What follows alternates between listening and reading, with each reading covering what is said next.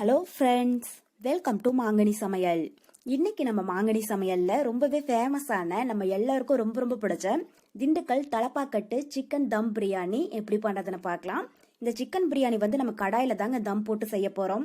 பிரியாணி கொஞ்சம் கூட குழையாம நல்லா உதிரியா ரொம்பவே சுவையா இருக்குங்க. பிரியாணி செஞ்ச நிமிஷமே காலி ஆயிடும்.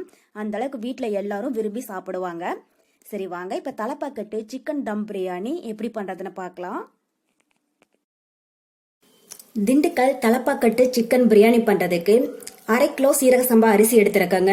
அரிசியை ஒரு டைம் மட்டும் கழுவிட்டு ஒரு 20 நிமிஷம் ஊற வச்சு எடுத்து வச்சிருக்கேன். கண்டிப்பா தலப்பாக்கட்டு பிரியாணிக்கு சீரக சம்பா அரிசி எடுத்துக்கோங்க. அப்பதான் டேஸ்ட் ரொம்பவே நல்லா இருக்கும், நமக்கு ஒரிஜினல் டேஸ்டும் கிடைக்கும். அடுத்தது 1/2 கிலோ சிக்கனை நல்லா கழுவி சுத்தம் பண்ணி எடுத்து வச்சிருக்கேங்க. 1/2 கிலோ அரிசி எடுத்தீங்கன்னா அதுக்கு 1/2 கிலோ அளவுக்கு சிக்கன் எடுத்துக்கோங்க. அரிசியும் சிக்கனும் சம அளவில் இருந்துச்சுன்னா தாங்க நம்ம பிரியாணி ரொம்பவே சுவையா இருக்கும். அடுத்தது நம்ம பிரியாணிக்கு வேணுங்கிற மசாலா பொருளெல்லாம் என்னென்னு பார்த்துக்கலாம். ஒரு 100 கிராம் அளவுக்கு சின்ன வெங்காயம் உரிச்சி எடுத்து வச்சிருக்கேங்க. கண்டிப்பா தலப்பாக்கட்டு சிக்கன் பிரியாணிக்கு சின்ன வெங்காயம் சேர்த்துக்கோங்க. அப்பதான் நமக்கு பிரியாணி ரொம்பவே சுவையா இருக்கும். அடுத்தது ஒரு 100 கிராம் அளவுக்கு இஞ்சி தோலெல்லாம் நீக்கிட்டு சின்ன சின்னதாக கட் பண்ணி வச்சிருக்கேன். 50 கிராம் அளவுக்கு பூண்டு எடுத்திருக்கேங்க. 100 கிராம் இஞ்சி எடுத்தீங்கன்னா 50 கிராம் அளவுக்கு மட்டும் பூண்டு எடுத்துக்கோங்க. அப்பதான் 1/2 கிலோ அரிசிக்கு அளவு சரியா இருக்கும். அடுத்தது காரத்துக்கு 6 பச்சை மிளகாய். நம்ம மிளகாய் தூளும் சேர்க்க போறோங்க, அதனால பச்சை மிளகாய் 6 அளவுக்கு சேர்த்தீங்கன்னா போதும். கூடவே 2 இன்ச் அளவுக்கு பட்டை, 5 லவங்கம், சின்னதா ஒரு ஜாதிபத்திரி. நான் இது மாதிரி சின்ன சின்னதா உடைச்சி எடுத்து வச்சிருக்கேன். ஜாதிபத்திரி அதிகமா சேர்த்துடக்கூடாது, சின்னதா ஒன்று சேர்த்துனீங்கன்னா போதும். கூடவே 4 ஏலக்காய், அப்புறம் கால்வாசிலையும் பாதி ஜாதிக்காய் எடுத்திருக்கேங்க. தலப்பாக்கட்டு பிரியாணிக்கு நம்ம ஜாதிக்காய் சேர்த்துனா தாங்க அந்த மனமும் சுவையும் நமக்கு கிடைக்கும். அதிகமா சேர்த்துட்டீங்கன்னா பிரியாணி திகட்ட ஆரம்பிச்சிடும். கால்வாசியில பாதி எடுத்தீங்கன்னா போதும். நான் சின்னதா ஒரு ஜாதிக்காயில பாருங்க இந்த பீஸ் அளவுக்கு தான் எடுத்திருக்கேன். இந்த சைஸ் சேர்த்துனீங்கனாலே போதும். இப்போ இது எல்லா பொருளையுமே நம்ம மிக்ஸி ஜாருக்கு மாத்திட்டு அரைச்சு எடுத்துக்கலாம்.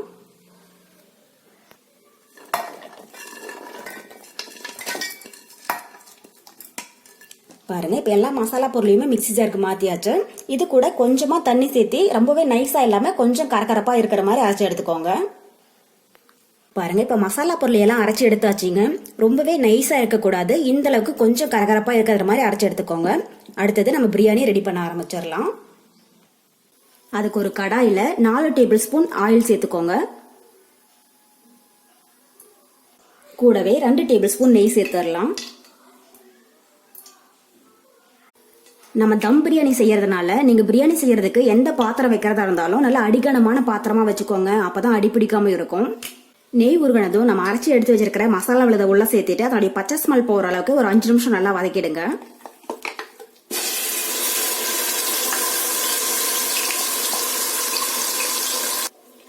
இந்த தலப்பாக்கட்டு சிக்கன் பிரியாணிக்கு மட்டுங்க நம்ம சின்ன வெங்காயம் அரைச்சி போடுறதோட சரிங்க, பெரிய வெங்காயமும் தக்காளியும் சேர்க்கக்கூடாது. அது சேர்த்தனோம்னா நமக்கு பிரியாணி அந்த ஒரிஜினல் டேஸ்ட் வராது. பாருங்க, இப்ப மசாலாவுடைய பச்சை ஸ்மெல் போய் எண்ணெய் நல்லா பிரிஞ்சு வர ஆரம்பிச்சிடுச்சுங்க. இந்த அளவுக்கு ஆனதுக்கு அப்புறமா இது கூட நம்ம கிளீன் பண்ணி எடுத்து வச்சிருக்கிற சிக்கன் பீசஸை உள்ள சேர்த்துடலாம்.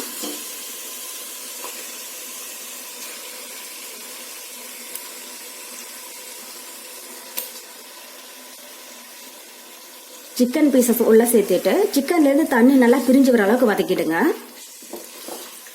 சிக்கன் பீசஸ் இந்த மசாலாவோட நல்லா வதங்கிடணுங்க. அப்பதான் அதுக்குள்ள இந்த மசாலாவோட ஃபிளேவர் எல்லாம் இறங்கி சிக்கன் பீசஸ் சாப்பிடும் போது டேஸ்ட் ரொம்பவே நல்லா இருக்கும். சிக்கன் பீசஸ் எல்லாம் மசாலாவோட ஒரு 5 நிமிஷம் நல்லா வதங்கி சிக்கன்ல இருந்து நல்லா தண்ணி பிரிஞ்சு வர ஆரம்பிச்சிடுச்சுங்க. இப்ப இது கூட 1 டீஸ்பூன் மிளகாய் தூள் சேர்த்துடலாம். நம்ம ஏற்கனவே பச்சை மிளகாய் சேர்த்திருக்கிறதுனால மிளகாய் தூள் உங்க காரத்துக்கு தகுந்த அளவுக்கு சேர்த்துக்கோங்க. நான் 1 டீஸ்பூன் மிளகாய் தூள் எடுத்திருக்கேன். கூடவே தேவையான அளவு உப்பு, அப்புறம் 100 ml தயிர் 1/2 கப் அளவுக்கு சேர்த்துக்கோங்க, அதிகமா சேர்க்க வேண்டாம். புளிப்பு இல்லாத நல்ல கெட்டியான தயிரை சேர்த்துக்கோங்க. தயிர் சேர்த்துட்டு ஒரு 5 நிமிஷம் நல்லா வதக்கிடுங்க.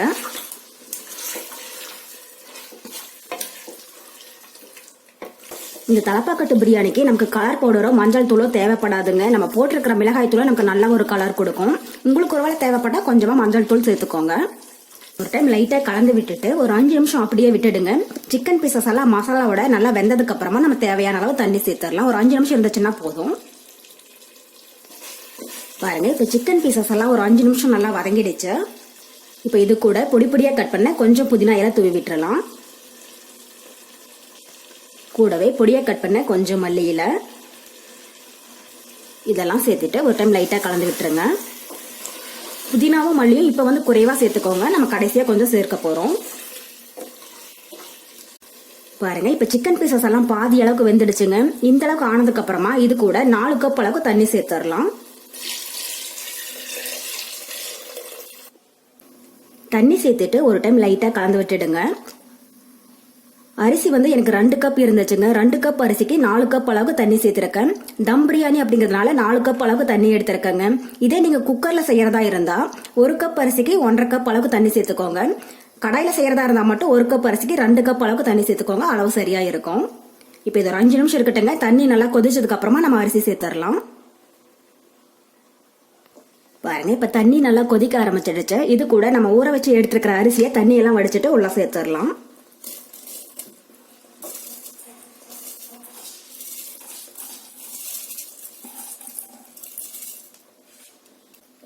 கூடவே சின்ன சைஸ்ல ஒரு எலுமிச்சம்பழம் எடுத்திருக்கேங்க. இதனுடைய ஜூஸை உள்ள சேர்த்துடலாம். லெமன் ஜூஸ் வந்து அதிகமா சேர்த்திடக்கூடாதுங்க. சின்ன சைஸ்ல ஒரு எலுமிச்சம்பழத்தோட ஜூஸ் சேர்த்துனீங்கன்னா போதும். பெருசா சேர்த்துனீங்கன்னா நமக்கு தயிர் சேர்த்துருக்கிறதுனால பிரியாணி வந்து லைட்டா புளிக்க ஆரம்பிக்கும். லெமன் ஜூஸ் சேர்த்துட்டு இதை லைட்டா ஒரு டைம் கலந்து விட்டுடுங்க. உப்பு காரம் பார்த்துட்டு பத்தலைன்னா இந்த ஸ்டேஜ்ல தேவையான அளவு சேர்த்துக்கோங்க. இப்போ ஒரு டைம் லைட்டா கலந்து விட்டுட்டு ஒரு மூடி போட்டு மூடி வச்சிடலாங்க. ஒரு 10 நிமிஷம் அப்படியே இருக்கட்டும். 10 நிமிஷத்துக்கு அப்புறமா நம்ம தம் போட்டுக்கலாம். ஸ்டவ் வந்து மீடியம் ஹீட்ல வச்சுட்டு அப்பப்போ இடையில ஓபன் பண்ணி கிளறி விடுங்க. 10 நிமிஷத்துக்கு அப்புறமா எப்படி இருக்குன்னு பார்க்கலாம். இருக்கட்டும். பாருங்க, இப்போ ஒரு 10 நிமிஷம் போல ஆயிடுச்சு. மூடி ஓபன் பண்ணி பார்க்கலாம். பிரியாணி இப்போ 3/4 ரெடி ஆயிடுச்சுங்க. அது ஒரு டைம் லைட்டா கலந்துட்டு நம்ம தம் போட்டுடலாம். பாருங்க, கொஞ்சம் தண்ணி இருக்கு. இந்த அளவுக்கு இருக்கணும். இந்த ஸ்டேஜ்ல தம் போட்டாதான் நமக்கு பிரியாணி வந்து நல்லா உதிரியா ரொம்பவே நல்லா இருக்கும். ஒரு டைம் லைட்டா கலந்து விட்டுட்டு திரும்பவும் மூடி போட்டு மூடி வச்சிடலாங்க. ஸ்டவ் வந்து ஃபுல்லா சிம்ல வச்சிடுங்க. ஹைல வச்சிடக்கூடாது, ஃபுல்லா சிம்ல வச்சிடுங்க. இப்ப இதுக்கு மேல வெயிட்டான ஒரு பொருள் வச்சிடுங்க. நான் வந்து இஞ்சி பூண்டு இடிக்கிற கல் வந்து வச்சிருக்கேன். இது மேக்சிமம் எல்லா வீட்லயும் இருக்கும். இது இல்லைன்னா ஒரு வெயிட்டான பாத்திரத்துல ஃபுல்லா தண்ணி வச்சிடுங்க. சைட்ல வந்து அந்த ஏர் வராம இருந்துச்சுன்னா தாங்க பிரியாணி வந்து நல்லா தம் பிடிக்கும். பிரியாணி நல்லா சாஃப்டா வெந்து வரும். இப்போ ஒரு 10 நிமிஷத்துக்கு பிரியாணி வந்து தம்லயே இருக்கட்டுங்க. அதுக்கப்புறமா எப்படி இருக்குன்னு பார்க்கலாம். கவனமா ஸ்டவ் வந்து ஃபுல்லா சிம்ல வச்சிடுங்க. மீடியம் ஹீட்லயோ ஹைலியோ வச்சிட்டீங்கன்னா பிரியாணி வந்து அடிப்பிடிக்க ஆரம்பிச்சிடும். சிம்ல இருந்துச்சுன்னா தான் பிரியாணி வந்து ஃபுல்லா ஏர் பிடிச்சு நமக்கு நல்லா சாஃப்டா உதிரியா வரும். ஒரு 10 நிமிஷம் இருக்கட்டும். பாருங்க, இப்போ 10 நிமிஷம் போல ஆயிடுச்சு. மூடி ஓபன் பண்ணி பார்க்கலாம். பாருங்க, அவ்வளவுதான். நம்ம தலப்பாக்கட்டு பிரியாணி ரொம்பவே சூப்பரா தயாராயிடுச்சா. நம்ம விட்ட தண்ணிக்கும் அரிசிக்கும் சரியா போயிடுச்சா. இப்போ ஒரு டைம் லைட்டா இதை கலந்து விட்டுருங்க, சாதம் உடஞ்சிடாம. அப்படியே விட்டீங்கன்னா அடியில வந்து அடிப்பிடிக்க ஆரம்பிச்சிடும். சாதம் குழஞ்சி போட மாதிரி ஆயிடும். லைட்டா ஒரு டைம் கலந்து விட்டீங்கன்னா போதும்.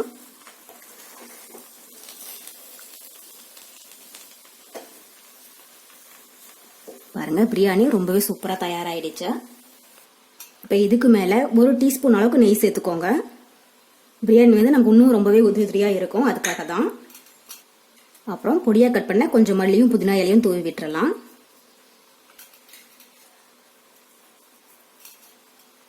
அவ்வளவுதான், நம்ம திண்டுக்கல் தலப்பாக்கட்டு பிரியாணி ரொம்பவே சூப்பரா தயாராயிடுச்சு. இந்த ஸ்டேஜ்ல நம்ம ஸ்டவ் ஆஃப் பண்ணிட்டு பரிமாறிட வேண்டியதுதான். அவ்வளவுதான், நமக்கு இப்போ ரொம்பவே சுவையான திண்டுக்கல் தலப்பாக்கட்டு சிக்கன் தம் பிரியாணி ரொம்ப சூப்பரா தயாராயிடுச்சு. கண்டிப்பா நீங்களும் இதே மெத்தட்ல செஞ்சு பார்த்துட்டு எப்படி இருக்குன்னு கமெண்ட் பாக்ஸ்ல சொல்லுங்க. என்னுடைய இந்த ரெசிபி வீடியோ உங்களுக்கு பிடிச்சிருந்தா மாங்கனி சமையலுக்கு சப்ஸ்கிரைப் பண்ணுங்க. நன்றி.